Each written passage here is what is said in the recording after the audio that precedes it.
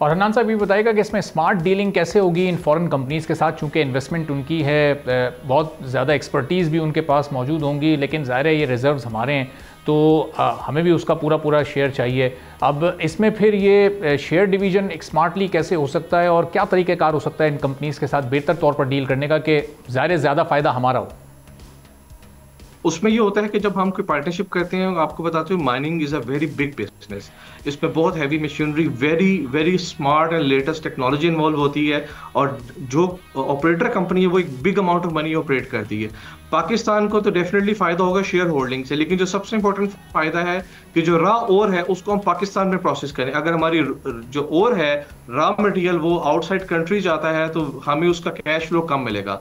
और पाकिस्तान को फायदा इसी चीज में है कि हमारी जो प्रॉपर शेयर मिले कि हमारी जो ओर है वो विद इन पाकिस्तान की प्रेमिसेस में प्रोसेस हो, उससे ट्रांसपोर्टेशन कॉस्ट बनेगी, वैल्यू एडिशन होगी, लोगों को बेसिकली बहुत ज्यादा जो जॉब्स के चांसेस हैं वो मिलेंगे, इंफ्रास्ट्रक्चर डेवलपमेंट होगी और एक प्रॉस्पेरिटी आएगी।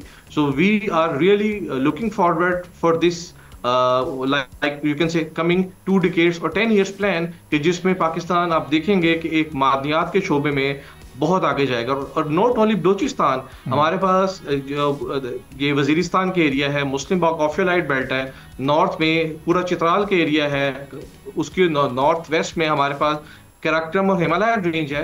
तो ये सारा का सारा मिनरल पोटेंशियल जोन है जो कि अनटैप रिसोर्सेज हैं। इसमें क्रिटिकल मिनरल्स हैं, इसमें स्ट्रेटेजिक मिनरल्स हैं, रेयर अर्थ एलिमेंट्स हैं, लिथियम है। तो अभी तो काम स्टार्ट हुआ है, वी बस जस्ट जंप इन, क्योंकि पाकिस्तान में माइनिंग के रिकॉर्डिंग से पहले कोई बड़ा प्रोजेक्ट नहीं था। We have been doing salt mining, coal mining, एक दूधर का जो बेराइट का और लेड जिंक का प्लांट है, ये भी हमने चाइनीज कोलैबोरेटर के साथ किया, और वो भी पीएमडीसी, और it's a very unique project. So ये जो प्रोडक्ट पाकिस्तान में अब स्टार्ट होने जा रहे हैं, इसका एक बहुत इंपॉर्टेंट रोल है, इंपॉर्टेंट एक्सपेक्ट है on the safe economic zone. और जो कंपनीज बेसिकली आएंगी उसमें जो श्योरिटी है वो डेफिनेटली उनकी बहुत बड़ी इन्वेस्टमेंट है। सो SIFC हैव एश्योर्ड देम।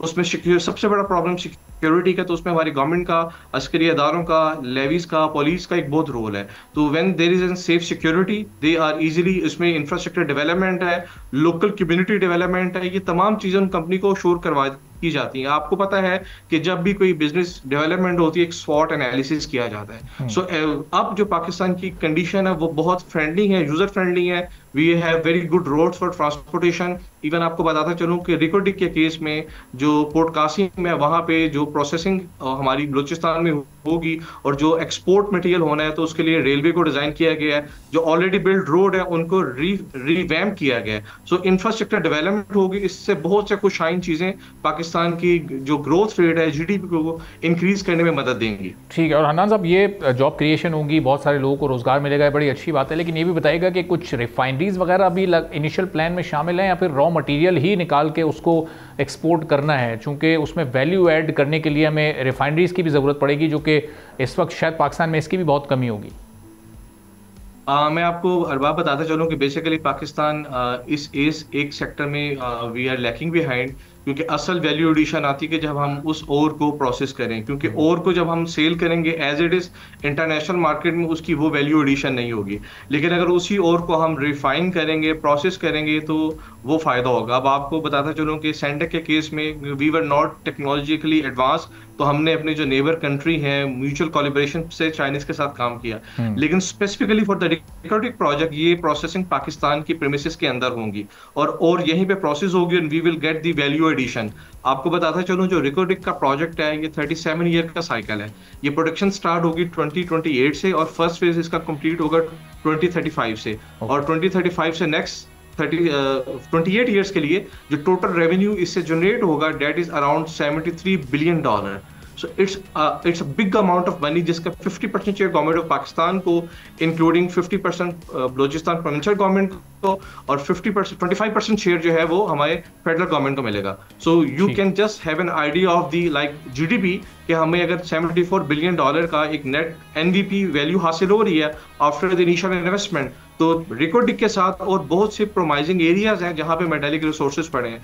तो अब हमें करना ही ये कि हमें बेसिकली एक स्मूथ प्लेटफॉर्म प्रोवाइड करना है, फॉरेन इन्वेस्टर को लेके आना है। हमारे लोकल प्लेयर्स बहुत ज्यादा इंटरेस्टेड हैं, क्योंकि जहां तक रेवेन्यू की बात है, we have very good investor in Pakistan that wanted to invest in the mineral sector, जिसमें सीमेंट इंडस्ट्री के लोग इन्होंने इन्वेस्ट किया है, they are doing very well job. और पीएमडीसी हमारे गवर्नमेंट इदारे मुतहरिक हो गए, इसमें जीएसपी का बहुत अच्छा रोल है, जो हमारे पास फेडरल डिपार्टमेंट है माइंस एंड मिनरल्स का, डीजी मिनरल सेक्टर। सो everyone doing basically SIFC ने the role it has played, it has highlight and smooth line all the department into a same frequency. So इससे बहुत ज़्यादा फायदा होगा definitely. Processing और जो इसकी और है वो पाकिस्तान में ही प्रोसेस होगी, और हम वैल्यू एडिशन करके इसको जो इसकी फाइनल प्रोडक्ट है वो उस फाइनल प्रोडक्ट को इंटरनेशनल मार्केट में हाई वैल्यू में सेल करेंगे। सब्सक्राइब करें और बेल दबाएं ताकि कोई खबर रह न जाए।